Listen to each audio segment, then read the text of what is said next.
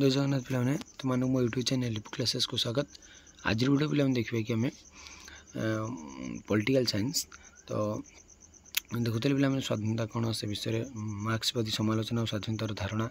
तो आज आम देखिए कि पे कार्ल मार्क्स तांकर पांडुलिपि पुस्तक में पुंजीवादी समाज को मानववाद विरोधी भाव समालोचना कर व्यक्ति विशेष समाज सृजनशीलतार प्रभाव विचुक्त करने सह व्यक्तित्वर पूर्ण विकास क्षेत्र प्रतिबंधक सृष्टि कर। कार्ल मार्क्स तांकर मानुस्क्रिप्ट व पांडुलिपि पुस्तक जो पुंजीवादी समाज को मानववादी विरोधी भाव समालोचना कर व्यक्ति विशेष कौन समाज सृजनशीलतार प्रभाव विचुक्ति करने सहित व्यक्तित्वर पूर्ण विकास क्षेत्र प्रतिबंधक सृष्टि कर कहुई। तेणु मार्क्स ए पुंजीवादी व्यवस्थार परिसमाप्ति दृढ़युक्त बाढ़ी जहाँफल कि व्यक्ति वर्गर मुक्तिर मार्ग सहज और सुगम हो पार। तेणु मार्क्स ये जो पुंजीवादी व्यवस्थार परिसमाप्ति जो पुंजीवादी व्यवस्था रही तार परिसमाप्ति गोटे दृढ़युक्ति बाढ़ी गोटे युक्ति बाढ़ी तो जहाँफल कि व्यक्ति मुक्तिर मार्गटा सहज और सुगम हो पार। केवल एक साम्यवादी समाज व्यवस्थार उत्पादन क्षमता सामाजिक मालिकाना मार्फत रहा जो व्यवस्थार प्रत्येक व्यक्ति समाज प्रगति अन्य व्यक्ति सहित कांध कांध मिले कार्य कर समस्त मुक्तिपथ सुगमित हो हम ना जो व्यवस्था प्रत्येक व्यक्ति समाज प्रगति माने समाज आगू बढ़ापी अन्य व्यक्ति सह कांध कांध माने कौन कांध कांध मिसी समस्ते मिलेमिशी समाज मंगल करेंगे समस्त मुक्ति पथटा सुगमित हो बहुत भल हो पड़ो। यहपरी मार्क्स चिंतन में मुक्ति एक सकारात्मक धारणा अटे जहाँकि व्यक्ति को निजर आत्ममर्यादा आत्मविश्वास और निज दक्षता हृदयंगम करने को साहय करते जहाँकि व्यक्ति को निजर आत्ममर्यादा निजर आत्ममर्यादा आत्मविकास और निज दक्षता हृदयंगम करने को साहय करता है। दर्शन मनुष्य मुक्तिर प्रकृत अर्थ हो निज सामग्रिक विकास एक स्वाधीनता मतरे कौन देखिए पे मनुष्य मुक्ति होची मुक्तिर प्रकृत अर्थ हो कौन निजर सामग्रिक विकास एक स्वाधीन मान निजर गोटे टोटाल पूरा विकास गोटे स्वाधीनता देवाटा हूँ मतरे मुक्ति। तो देख पे मनुष्य को जब सृजनशील परिश्रमी सह समाज सब वर्ग उन्नति सामूहिक भाव कार्य करे ताले स्वाधीनता खूब तात्पर्यपूर्ण हो पड़े। मनुष्य जब सृजनशील परिश्रम सह समाज सब वर्ग उन्नति से कार्य करे ना ताले स्वाधीनता गोटे तात्पर्यपूर्ण हो पड़ो। ये सिद्धांत रबिन्सन कृष्णकर कविता सृष्टि होता है जो सिद्धांत नहीं तो ये रबिन्सन कृष्णकर गोटे कविता सृष्टि होता से लिखी मनुष्य किपर समाज बिना मूल्यहीन स्थिति शून्य एटा सत कथा मनुष्य समाज बिना किसी नुह समाज अर्थ तो मनुष्य किसी नुह से निर्जन द्वीप राजा ही सामाजिक जीवन बल भितर पृथक हो से किपर एक निसंग अर्थशून्य निष्पेषित जीवन यापन करूला। तो से गोटे उपद्वीप से जन राजा है तो से कौन पे कौन माछ मान शासन कर कि ना तो से गोटे मनुष्य गोटे मनुष्य मान ही शासन कर तो से केमती अर्थशून्य निष्पेषित जीवन यापन करुले से बुझे। समाज सह व्यक्तिर संपर्क अति निबिड़ मधुर और अर्थपूर्ण माने समाज सहित व्यक्तिर संपर्कटा बहुत निबिड़ अतीव माने बहुत सुंदर निबिड़ बहुत मधुर और बहुत अर्थपूर्ण समाज सहित व्यक्ति। तेणु मार्क्स का दर्शन में सामाजिक संपर्क रहा स्वाधीनता संपूर्ण भाव मूल्यहीन कौन कहला ना। तेणु मार्क्स का दर्शन सामाजिक संपर्क रहा सहित रहित स्वाधीनता संपूर्ण भाव मूल्यहीन। पुंजीवादी व्यवस्थार कब्जा श्रम शक्ति साधारण भाव पणीय द्रव्य रूपांतरित हुए कि द्रव्य मैंने पणीय द्रव्य से रूपांतरित होता है। ये श्रम शक्ति अविवेकी मनुष्यर मालिकाना थी बजार द्वारा नियंत्रित होता है। मार्क्स का दर्शन श्रमिक पुंजीवादी व्यवस्था द्वारा शोषित होता है मतलब कौन ना गोटे श्रमिकटे पुंजीवादी व्यवस्था द्वारा कौन होता है शोषित होता है।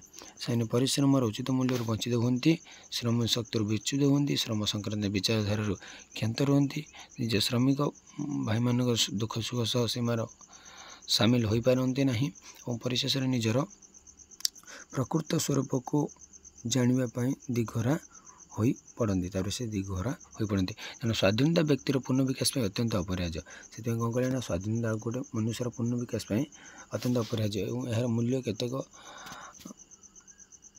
हाँ एटा कौन पे भाषा बुझे श्रमिक हृदयंगम करने को समर्थ हो। तो देखले पे केमती आम स्वाधीनता बहुत इम्पोर्टाट। तो देख पे बर्लिन का स्वाधीनता संपर्क पुस्तक समसामयिक पुस्तक गुड़िक मध्य संभवतः सब गुरुत्वपूर्ण स्थान କ'ଣ ଗ୍ରହଣ କରିଛି। କ'ଣ କହିଲା ପିଲାମାନେ ଯେଉଁ ତାଙ୍କ ପୁସ୍ତକ ରହିଛି ବଲିନ୍ଙ୍କ ସମସ୍ତଙ୍କ ପୁସ୍ତକ ଭିତରୁ ସେଇଟା ଟିକେ ଗୁରୁତ୍ୱପୂର୍ଣ୍ଣ ସ୍ଥାନ ଅଧିକାର କରିଛି। ଅନ୍ୟ ଦାର୍ଶନିକ ପୁସ୍ତକର ସ୍ୱାଧୀନତା ସମ୍ବନ୍ଧୀୟ ବିଚାର ଆଦର୍ଶଗତ ଦୃଷ୍ଟିକୋଣରୁ ବିତର୍କତା ବଳ ସୃଷ୍ଟି କରିଅଛି। ମିଲ୍ ଏବଂ ବଲିନ୍ଙ୍କ ପରେ ମିଲ୍ଟନ୍ ଫ୍ରିଡ୍ମ୍ୟାନ୍ ଜଣେ ଉଦାରବାଦୀ ଥିଲେ। ମିଲ୍ଟନ୍ ଫ୍ରିଡ୍ମ୍ୟାନ୍ ଜଣେ କ'ଣ ଉଦାରବାଦୀ ଥିଲେ। ସେ ତାଙ୍କର ଉପାଦେୟ ପୁସ୍ତକ ପୁଞ୍ଜିବାଦ ଓ ସ୍ୱାଧୀନତା ପୁସ୍ତକରେ ଯେଉଁ ସ୍ୱାଧୀନତା ସମ୍ବନ୍ଧୀୟ ସବୁ ମାନେ କ'ଣ ଲେଖିଛନ୍ତି ବା କରିଛନ୍ତି ତାହା ପୁଞ୍ଜିବାଦୀ ସମାଜ ବ୍ୟବସ୍ଥା ଅତ୍ୟନ୍ତ ଗୁରୁତ୍ୱପୂର୍ଣ୍ଣ। ବାଜା ସେ ସବୁ ଲେଖିଛନ୍ତି ସେଇ ପୁସ୍ତକରେ ତାହା ପୁଞ୍ଜିବାଦୀ ସମାଜ ବ୍ୟବସ୍ଥା ପାଇଁ ଅତ୍ୟନ୍ତ ଗୁରୁତ୍ୱପୂର୍ଣ୍ଣ ବା ତାତ୍ପର୍ଯ୍ୟପୂର୍ଣ୍ଣ।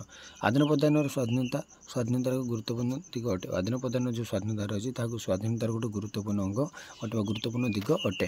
ସ୍ୱାଧୀନତାର ଏହି ଧାରଣାକୁ ବଳବତ୍ତର କରିବାକୁ ଗଲେ ଫ୍ରିଡ୍ମ୍ୟାନ୍ଙ୍କ ଦର୍ଶନରେ ରାଷ୍ଟ୍ର ବ୍ୟକ୍ତିର ପ୍ରବନ୍ଧ ଏବଂ ସାମାଜିକ ନିରାପତ୍ତା ପାଇଁ ଗ୍ରହଣ କରୁଥିବା ପଦକ୍ଷେପଗୁଡ଼ିକ ନିବୃତ୍ତ ରହି ଆଇନ ଶୃଙ୍ଖଳାର ଉନ୍ନତି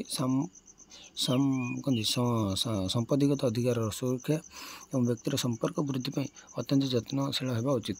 ତ କ'ଣ କହିଲେ ଫ୍ରିଡ୍ମ୍ୟାନ୍ ଯେଉଁ କହିଲେ କି ତାଙ୍କ ଦର୍ଶନରେ ରାଷ୍ଟ୍ର ବ୍ୟକ୍ତିର ପ୍ରଗତି ବା ଏଇଟା ଗୋଟେ ଭଲ ବୁଝାପଡ଼ିବ ପିଲାମାନେ ପ୍ରଗତି ଦିଅନ୍ତି ଏବଂ ସାମାଜିକ ନିରାପତ୍ତା ଯେଉଁ ଗ୍ରହଣ କରୁଥିବା ପଦକ୍ଷେପଗୁଡ଼ିକ ଆଇନ ଶୃଙ୍ଖଳାର ଉନ୍ନତି ଏବଂ ସମ୍ପତ୍ତିଗତ ଅଧିକାର ସୁରକ୍ଷା ଏବଂ ବ୍ୟକ୍ତିର ସମ୍ପର୍କ ବୃଦ୍ଧି ପାଇଁ ସେଇଟା ଅତ୍ୟନ୍ତ ଯତ୍ନବାନ ହେବା ଉଚିତ।